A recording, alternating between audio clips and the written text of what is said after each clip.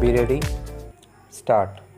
Now, coming back to the question of minorities, you will please find why this particular resolution has been so widely put in that it might include a religious minority as well, a linguistic minority as well, or an economic minority, as some honorable members rightly pointed out.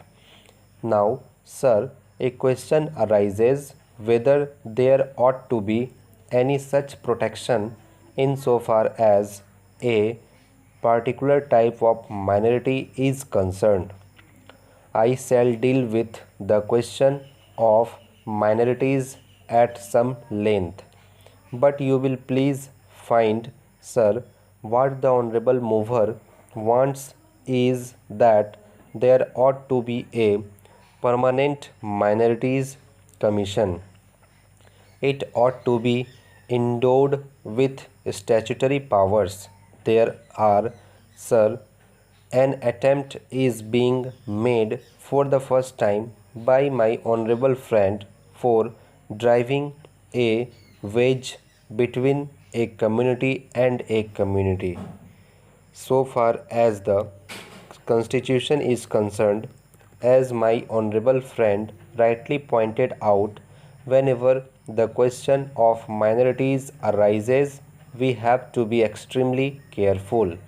The Constitution is a very sacred document which has embodied all the different aspects of the common question of India's nationality. India is one in spite of different types of languages and religions. But in the midst of all these diversities, we have to develop a common nationality.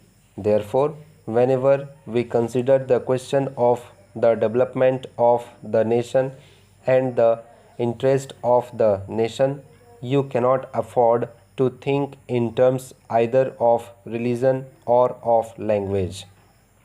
It is true, sir, that there are different religions. It is also true that there are different languages.